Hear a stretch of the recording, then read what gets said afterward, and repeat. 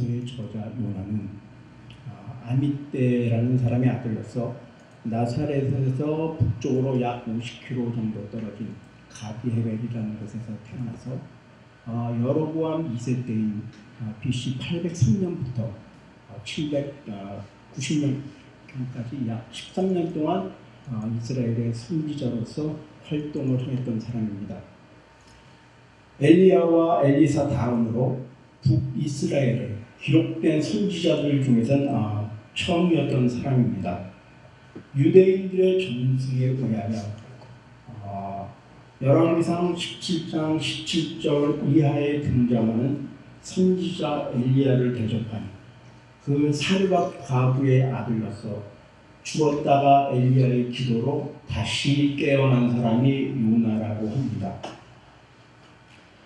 대부분의 선지자들은 이스라엘이 하나님께 범죄하였고 회개하지 않으면 멸망할 것이라고 외친 반면에 특이하게도 요나만은 이스라엘이 번영할 것과 또 번영을 외친 선지자였습니다.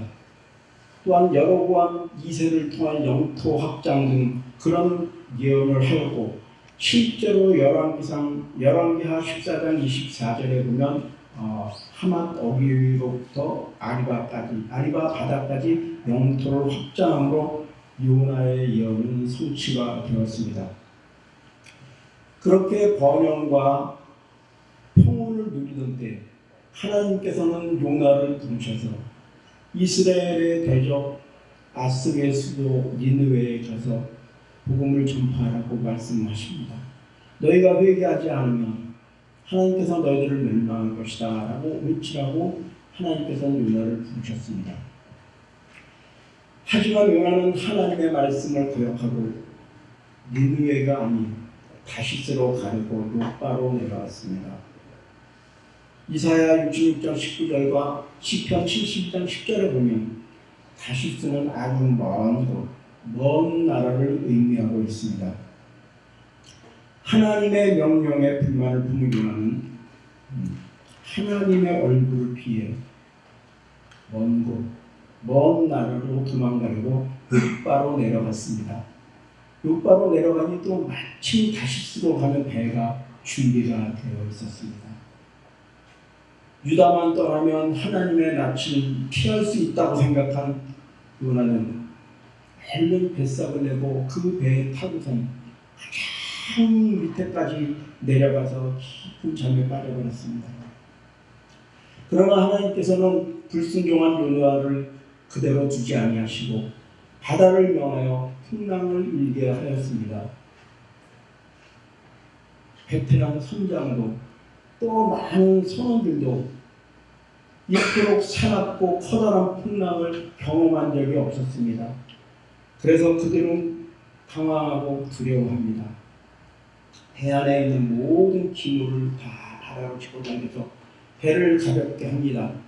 그러나 풍랑은 멈추지 않고 배는 더욱더 흔들리고 파도는 높아만 갑니다. 선장과 선원들은 이렇게 생각합니다. 이것은 반드시 신께서 노하셔서 우리에게 이런 곤란을 주는 거니까 우리가 신들에게 기도를 하자. 그리고 각자 자신이 믿는 신들에게 열심히 부르짖고 기도합니다. 그러나 바다는 조용해지지 않습니다. 더욱더 풍랑은 거세집니다. 그러니까 선장이 그 배의 밑창으로 내려가 잠자고 있는 요나를 흔들어 깨웁니다. 깨워서 요나에게 말하며 네가 믿는 하나님에게 아뢰라, 부르시라. 그러면 그가 우리를 불쌍히 여기셔서 우리를 구해주실 줄 누가 아느냐. 이렇게 말을 합니다. 그러나 요나는 이 모든 소동과 이 모든 환난이 자신의 불순종임을 이미 알고 있었습니다. 요나는 많은 사람들 앞에서 자신의 죄 때문에 하나님께서 분노하셨다. 그러니 자신을 바다에 던지면 바다가 잠잠해질 것이라고 얘기를 합니다. 하나님께 자신의 죄를 회개하기보다 죽음이라는 격한 반항을 선택한 것입니다. 요나의 말에 반신반의하던 뱃사람들은 풍랑이 더욱 거세어지자 어쩔 수 없이 요나를 바다에 던져버리고 맙니다. 거짓말처럼 요나를 삼켜버린 바다는 잔잔해지는 것일 뿐 많은 성도들은 하나님을 두려워하며 하나님께 예물을 드리고 소원을 하였다고 기록되어 있습니다. 하나님의 종인 요나는 죽음으로 하나님께 불만을 표출하며 이방인들은 오히려 하나님을 두려워하며 하나님께 제물을 드리고 하나님께 소원을 드리는 것을 볼 때 하나님께서는 이방인들을 향한 구원을 예표하고 있음을 엿볼 수가 있습니다. 여기까지 모두가 다 알고 계시는 요나서 1장의 말씀입니다. 우리는 여기서 몇 가지 생각을 해봐야 되겠습니다. 요나는 절대 믿음이 없었던 사람이 아닙니다. 그는 하나님께 기름 부음을 받은 하나님의 종이었습니다. 그러나 그 요나는 또 이렇게 유명무실한 그런 종이 아니었고 그 인근에서는 꽤 유명한 종이에요. 그 종이 선장까지도 알고 있는 생명부지의 사람이지만 선장까지도 알고 있어서 너가 믿는 넌 이 사람은 하나님의 종이다. 하나님을 믿는 하나님의 종이라고 인정을 한 그렇게 유명한 선지자였습니다. 요나는 배 안에서 이루어지고 있는 모든 일들이 자신의 불순종 때문에 일어났다는 것을 이미 깨닫고 있었던 사람입니다. 자신으로 인해 다른 사람들에게 피해를 주지 않기 위해서 자신의 생명까지 포기하려고 했던 사람입니다. 무엇보다도 하나님께서 하시는 일이기 때문에 이거는 인간의 힘으로서 어느 누구도 막을 수 없다는 것을 깨달은 사람입니다. 이러한 그가 왜 하나님의 명령에 불복하고 도망하려 하였을까요? 먼저 요나는 자기의 뜻이 하나님의 뜻과 다름에도 불구하고 자신이 옳다고 생각하는 대로 행동을 하는 것입니다.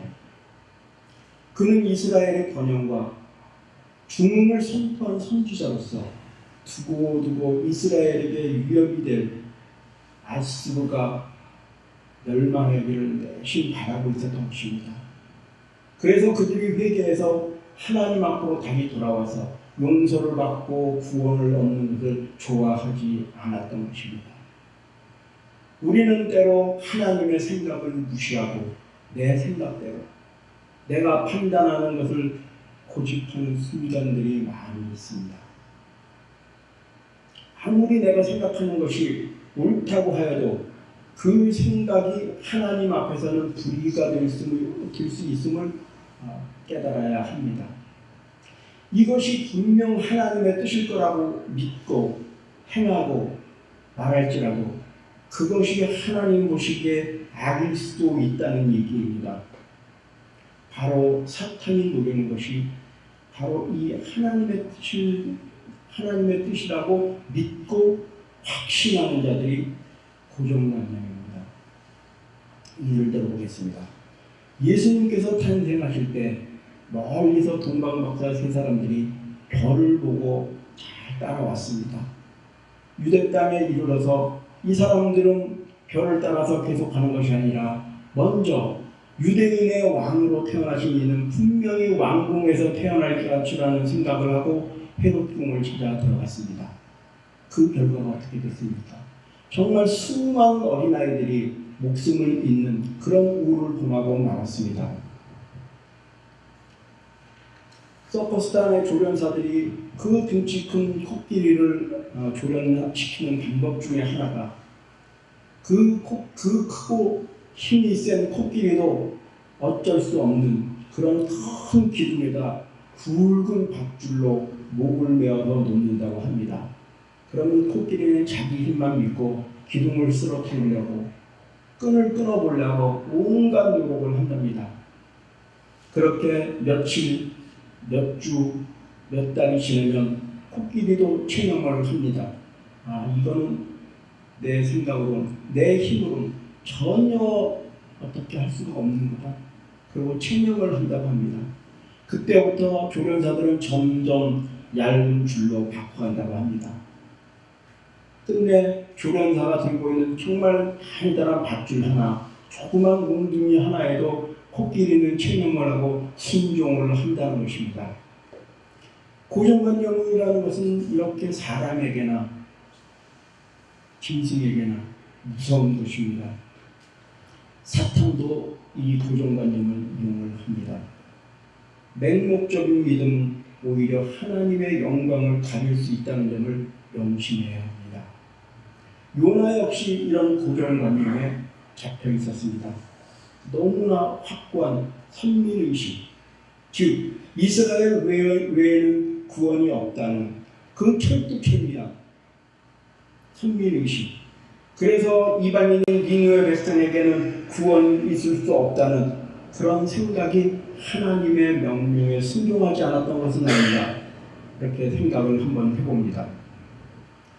우리의 조상 아담의 불순종으로 인해 온 인류에게 사망이 들어왔고, 한 사람의 불순종이 가정을 힘들게 하고 교회를 힘들게 하고 사회를 힘들게 하는 것을 우리는 종종 볼 수가 있습니다.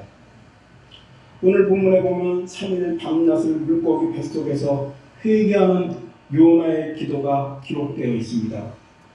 먼저 감사의 기도입니다. 자신의 불순종으로 인하여 비록 물고기 뱃속에 들어가 있지만 회개할 수 있는 그 기회를 주심에 감사하고 있는 것입니다.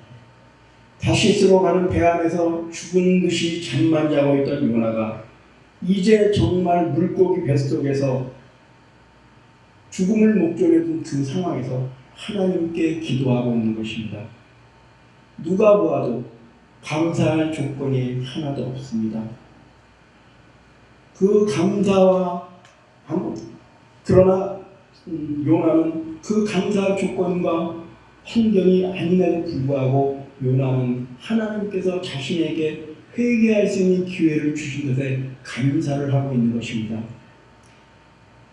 바다에 던져져서 죽음의 순간에 처해 있을 때 준비해둔 물고기를 통해 생명을 연장시켜 주셨고, 그로 인해 회개할 수 있음을 감사드리고 있는 것입니다. 자신을 회복시켜 주신 그 하나님을 믿기에 그 열악한 환경 속에서도 절망하지 않고 하나님께 부르짖는 것입니다. 우리가 어떤 죄를 하나님께 지었더라도 자복하고 회개하면 하나님께서는 모든 죄를 용서해 주신다는 것도 예시를 해주고 있는 것입니다.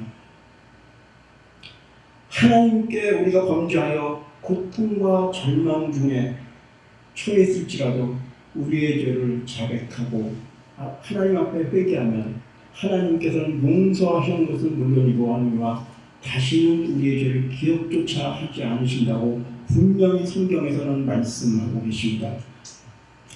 감사야말로 하나님의 마음을 움직일 수 있는 유일한 열쇠임을 명심하시기 바랍니다.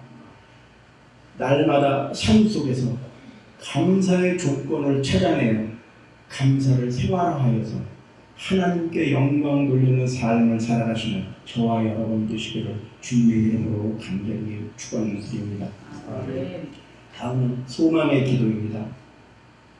요나는 물고기의 뱃속을 스물이라고 표현하였습니다. 음부라는 뜻이죠. 또 지옥이라는 뜻입니다. 물고기의 뱃속은 답답하고 어둡고 뜨겁고 또 악취가 풍기는 인간이 견딜 수 있는 장소는 절대 아닙니다. 보통 사람 같으면 이제 다 포기를 하고 죽음을 기다리고 있을 그때 그 순간에 요나는 하나님을 기억했습니다. 그리고 하나님께 자신의 죄를 깨닫고 부르짖습니다. 비록 주의 목전에서 쫓겨났을지라도 나는 다시 주의 성전을 바라보겠나이다. 얼마나 간절하고 뜨거운 기도입니까? 요나는 곧 죽을 것만 같은 열악한 환경과 상황 속에서 건져주시기를 또 구해주시기를 간절한 마음으로 기도하고 있는 것입니다. 시편 30편 3절에 보면 다윗도 이와 같은 고백을 하였습니다. 여호와여, 주께서 내 영혼을 음부에서 끌어내어 나를 살리사 무덤으로 내려가지 않게 하셨나이다. 또 시편 143편 7절에 여호와여, 내게 속히 응답하소서. 내 영혼이 피곤하나이다. 주의 얼굴을 내게서 숨기지 마소서. 내가 무덤에 내려가는 자가 될까 두렵나이다. 비록 요나는 죽음의 문턱에서 죽음을 목전에 두었으나 하나님을 기억하고 하나님께 간절히 기도했습니다. 극한 환난과 죽음의 공포 속에서 도우시고 지키시고 다시 회복시켜 주시는 그 하나님만을 바라보고 부르짖었던 것입니다. 우리는 고난이 닥치기 전에 기도해야 합니다. 문제가 발생하기 전에 기도해야 합니다. 그렇다고 고난과 문제가 없을 수는 없겠지만 분명 피할 길을 열어주실 것입니다. 기도하는 사람은 절망하지 않습니다. 기도하는 사람은 염려하지 않습니다. 기도하는 사람은 걱정하지 않습니다. 하나님께서 기뻐하시는 기도는 분명히 기적을 동반합니다. 전심으로 기도할 때 하나님께서 들으시고 일하신다는 것입니다. 다니엘이 기도할 때 굶주린 사자의 입이 막혔고, 야곱이 기도할 때 하나님을 대면하여 보았고, 베드로가 기도할 때 죽은 자가 다시 살아났습니다. 바울과 실라가 기도할 때 옥문이 깨졌으며, 엘리야가 기도할 때 3년 6개월 동안 내리지 않던 비가 내렸고, 에서와 모르드게가 금식하며 하나님 앞에 간절히 기도를 할 때 이스라엘 백성을 멸망시키려고 하던 대적 하만의 목이 장대에 높이 걸렸습니다. 오늘 본문의 요나가 하나님 앞에 회개하며 전심으로 부르짖으며 물고기가 요나를 육지에 토해내는 기적이 벌어졌습니다. 의인의 기도는 역사하는 힘이 많다고 야고보서 5장에 분명히 말씀하셨습니다. 하나님을 아버지라고 부르고 예수님을 구주로 모시는 우리들은 이미 의인이라는 인정함을 얻었기에 우리가 합심하여 간절히 뜨겁게 부르짖을 때 우리를 가로막고 있던 모든 죄악의 사슬들이 풀릴 것이고 우리의 문제들은 해결이 될 것입니다. 날마다 소망을 가지시고 감사하는 마음으로 하나님께 영광 돌리는 삶을 살아가시는 저와 여러분이 되시기를 주님 이름으로 간절히 부탁을 드리겠습니다. 기도하겠습니다.